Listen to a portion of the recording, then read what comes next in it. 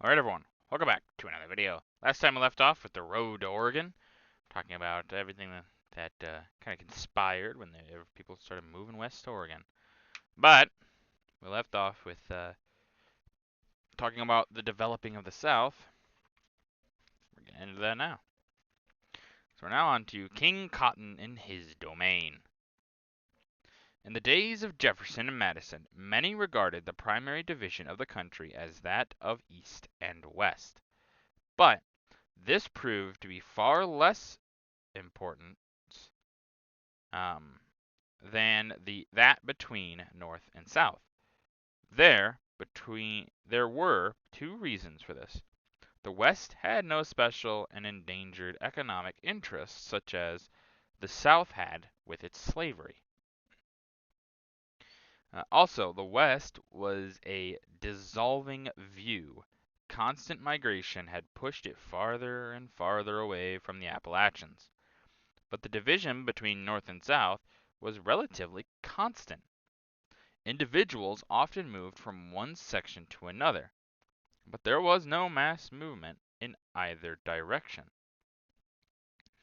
In the east, the line of division was Mason-Dixon's survey line between Maryland and Pennsylvania, then along the Ohio River, then along the northern border of Missouri, and thence westward on the parallel of 36 degrees by 30 degrees to the Rockies. North of this line, slavery had disappeared. When we think of the South, we picture some great cotton plantation worked by hundreds of slaves. But this was only part of the South. Maryland, Virginia, and North Carolina continued to specialize in tobacco, Kentuckian horses, Missourian mules, and western Texas in cattle. Where the soil was poor, there were many little hardscrabble farms worked by their owners, or at most the labor of a few slave families. King Cotton began in South Carolina, spread through the richer states in Georgia, Alabama, Mississippi, Louisiana, and southeastern Texas. When the Yankee Eli Whitney invented his cotton cleaning cotton gin, he had unwittingly strengthened slavery, for now this became the richest staple crop. Owners of cotton plantations formed a new aristocracy of wealth and lived in luxurious homes with imported silver and glassware, family portraits, and excellent furniture. The owner lived an open-air life. He loved to ride, hunt, and shoot. Nearly all the populous cities were in the north. The plantation, like the medieval manor, was almost self-sustaining. There were slave carpenters, horse doctors, gardeners, cooks, and tailors.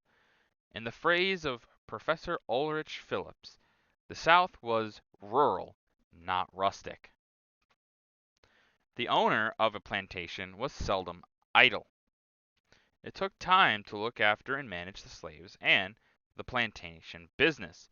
Besides, like his British equivalent, the country squire, he took an active interest in local and national politics. The religious skepticism of Jefferson's day disappeared. Now the South was almost solidly evangelical Protestant and suspicious of New England Unitarianism. It produced more than its numerical quota of army officers, active politicians, and orators, perhaps less than its quota of scholars, authors, and intellectuals. On some large plantations, the detailed management of the slaves was left to hired overseers, and the trading in slaves fell into the hands of a class of slave dealers, socially scorned even by the owners who dealt with them. How well or badly were the slaves treated? No general answer can be given, because each plantation was a law unto itself. The laws were frankly repressive. A patrol was kept up to prevent slaves from going abroad at night without their master's permission. In some states, it was forbidden to teach slaves to read. Freedmen might easily fall again into slavery, and although the laws forbade excessive cruelty to slaves, no slave's testimony was received in court, so such cases could not easily be prosecuted. In general, it may be said that the actual conduct of many plantation owners was more merciful than the laws. Many owners taught their slaves to read and write, and some planters boasted that none were sold away from the plantations they were born. Since the majority of white Southerners owned no slaves, it may be asked why they followed the lead of the plantation owners in politics. The answer seems to be that slavery appealed to many in the South as a necessary police measure to prevent a racial uprising. They often referred to French Haiti, where the disappearance of slavery was followed by the creation of a black state and the subversion of the white man's civilization. In certain mountainous districts such as western Virginia, eastern Kentucky, and eastern Tennessee, where slaves were few, there was small attachments to the institution. But even the poor white in the Deep South feared the economic competition of the lack of political discipline of the black freedmen. So, for the most part, wealthy plantation owners, independent yeomen, impoverished cracker, and restless pioneer felt a certain unity as children of the South. And this was the most determining factor in American history for the generation preceding the Civil War. Yeah, they talk about some things, and I like that they don't really necessarily pull punches, and they come at it from a very interesting spot. But yeah, a lot of what they said obviously was very true. Um, it depended on where you were in the South, depending on the laws, like, oh, you can't teach a slave to read. Um, freedmen, any black freedmen probably wouldn't be in the South. It's possible they could be for a short time, but they would quickly um, leave there, obviously, because, well, just realistically, it wasn't safe for them there. Um, and while there were some more lenient slave masters, uh, obviously the institution of slavery is in itself a horrible thing. So it's not really there's no leniency really in it. Sure, they were maybe nicer than others, but that doesn't necessarily mean they were nice. And yeah, Eli Whitney, he did not intend to extend slavery or to make it much bigger than it already was. A lot of people thought slavery would die off, and realistically, it was going to. You can see that in places in Europe where it does die off, similarly. But because of the cotton gin, it really denies that natural death, and so it just boils over until we get to the Civil War. But now, let's get into the pictures. So below, cotton was king in the state of Mississippi. So this is obviously Mississippi. Yeah, and cotton, many states, obviously, was a very big, stable crop. People would sell a lot of it. And at the time, a lot of Europeans would have looked down somewhat at American slavery, except for the fact that they benefited from it. It's very similar to maybe today a view of, oh, well, harsh working conditions and things like that people don't like, but then they will gladly take items from sweatshops or jewels from people that are working in horrible conditions, including children. Same idea, just of the time. It's probably the best comparison of to today. But yeah, it was pretty much awful. But eventually it was ended, so at least there's that, right?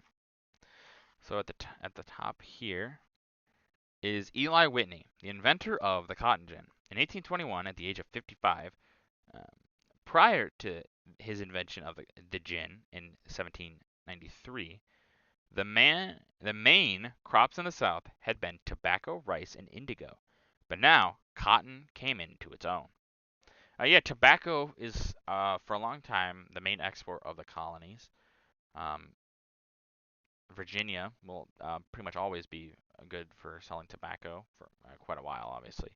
Um, but yeah, and you think indigo. Indigo is not a crop necessarily grown nearly to the level it was at one point. And rice, not as much either. Now it is nowadays. It's grown a lot more, obviously in the states. But um, when cotton was king, a lot of states that grew certain things just stopped. For money. You really can't even imagine the wealth, like the wealth jump some of these people really had. It was kind of insane how much money they made. Everyone wanted cotton. Let's just go with that. So at the left here, slaves were put to work using the cotton gin. So this is them. They're cleaning out. So when you get cotton, there's little seeds in there. How they used to do it, because cotton obviously had been worked before. How they would used to do it is they'd have to pick it up and then sort it by hand. It's why cotton really wasn't as big of a seller at one point, because it took a long time to get a decent bit of cotton. But when you have inventions like the cotton gin, you're able to then process that cotton, clean it more easily, and so then it is more easily able to be sold, so it can be spun into clothes and things like that. Below, still other slaves were sent into the fields. Oh, actually no, it's this picture here. My bad. Still other slaves were sent out into the fields to pick the cotton.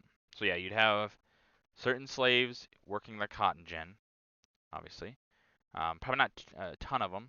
The two, probably, but it depends on how many cotton gins you had. You might have one, you might have multiple. If you were a very, very large plantation, you might have multiple. So you'd have a few slaves working in there. And then you'd have other slaves out, obviously, picking the cotton. You have to pick it by hand. Cotton has to be picked by hand. I'm sure that maybe nowadays there's a machine. I don't necessarily know. I'm not a cotton farmer, but um, it had to be picked by hand just because it's a little bit more delicate. You didn't want to necessarily ruin the cotton, so they'd send them out and they'd pick cotton. They'd have baskets with them. You can see here there's a basket, and they'd have these little. A lot of times they'd have these little bags. So the bag, you put the cotton bulb in the bag, and then you bring it to the basket, put it in the basket, dump out your bag, put it in the basket, go back out, and do that. Very hard, back-breaking work. It's very, very awful. And at the center bottom here, the cartoon shows a slave auction in South Carolina. At the right, there, at the right are the parents of the young man on the block. At the rear, flapping in the breeze, is a flag bearing the wry comment, "All men are free and equal." Yep, that's what that says. All men are free and equal, as this man is being sold.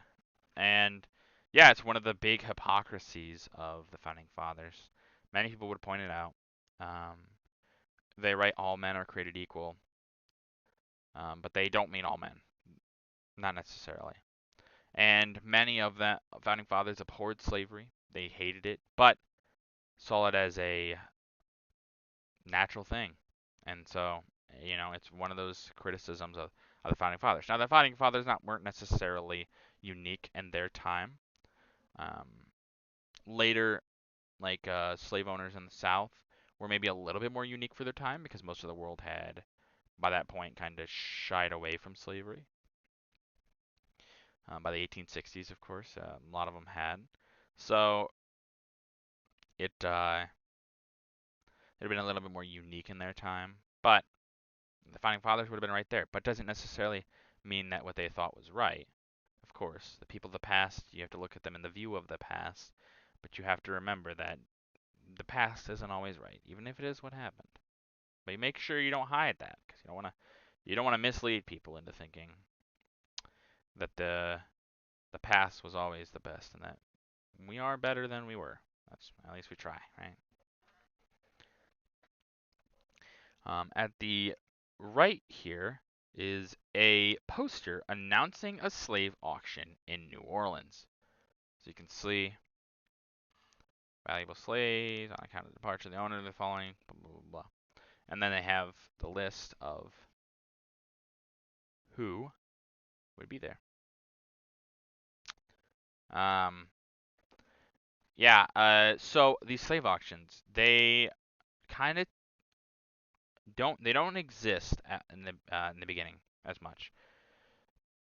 Before, you'd more kind of just get them from Africa, get them basically from the boats specifically.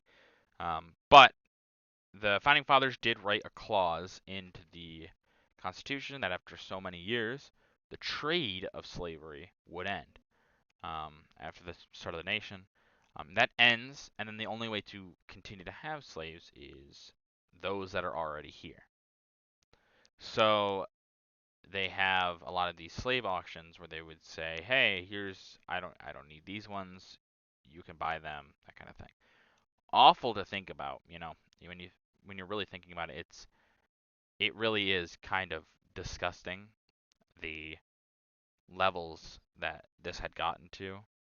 And it only got worse in many ways. Um, it's just awful, of course. Slavery, of course, and a very disgusting abhorrence. Um, it's a common throughout humanity.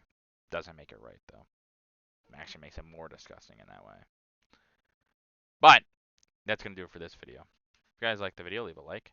If you have any ways I can improve in these videos, leave a comment down below. I always appreciate your feedback. And as always, subscribe. It really does help out the channel. Thank you.